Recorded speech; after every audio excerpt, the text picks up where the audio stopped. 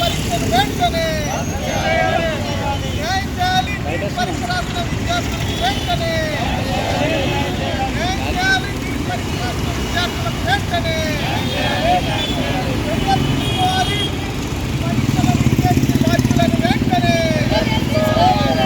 Neat పరీక్షలో leakage బాధ్యులపై వెంటనే neat పరీక్షలో లీకేజీ బాధ్యులపై వెంటనే రద్దు చేయాలి. ఎన్టీఏను వెంటనే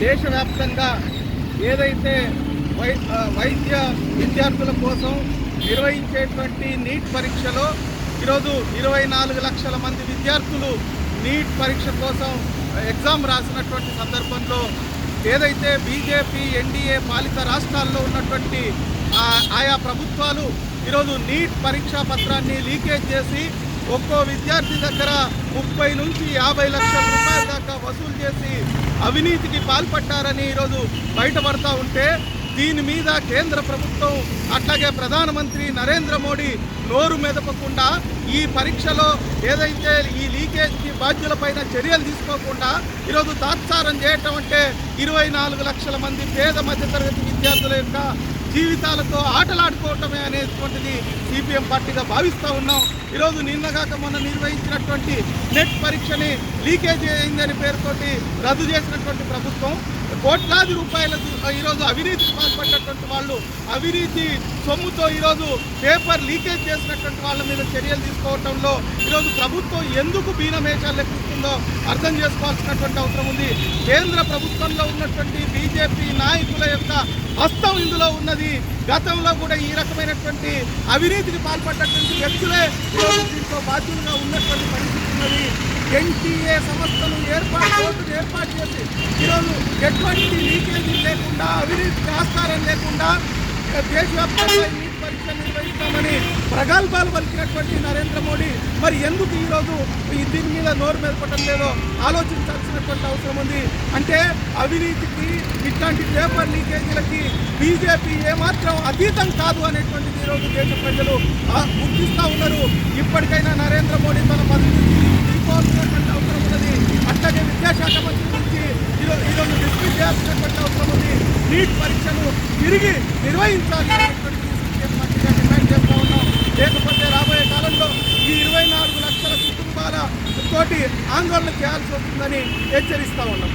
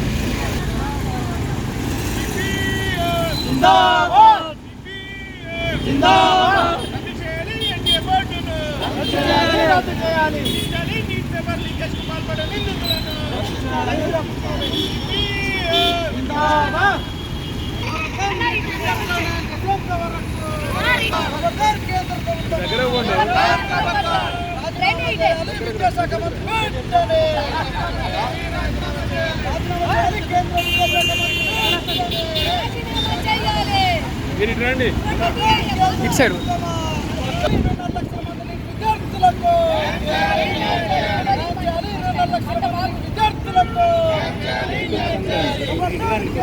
కొంతమంది ఇట్లండి అటు మంట వస్తుంది. రైతులు చెప్పటంలో అగ్రస్థానంలో ఉన్నది. మేము అవినీతికి పాల్పడం, మేము అబద్ధాలు చెప్పం, మేము అక్రమానికి పాల్పడం, దోపిడీ చేయమని మొదటి నుంచి చెప్పుకుంటూ వస్తుంది. అసలు రహస్యం బయటపడ్డది. అబద్ధాలు చెప్పేది బీజేపీ ప్రభుత్వమే, అవినీతికి పాల్పడేది బీజేపీ ప్రభుత్వమే, అక్రమాలకు పాల్పడేది బీజేపీ ప్రభుత్వమే, తప్పుడు విధానాలకు పాల్పడేది బీజేపీ ప్రభుత్వం. ఒక్కటి చెప్తా ఉన్నాం, విద్యా వైద్యం భారతదేశంలో కానీ ఏ దేశంలో కానీ సక్రమంగా అందించిన ఆ దేశాలే అభివృద్ధి దిశలో ముందంజలో ఉన్నాయి. కానీ మా నరేంద్ర మోడీకి తెలవదా అని అడుగుతా ఉన్నాం. అదే వైద్య విద్యార్థులకు నిర్వహించాల్సిన నీట్ పరీక్షలు అక్రమాలు చేసి 50 నుంచి 60 లక్షల రూపాయలు వసూలు చేసుకొని వేల కోట్ల రూపాయలు దండుకున్నటువంటి ఈ బీజేపీ నాయకులు, బీజేపీ అధికారులు, బీజేపీ అధికారం ఉన్నటువంటి రాష్ట్రాలు మనం ఏ న్యాయం చేసినట్టు పడుతాం.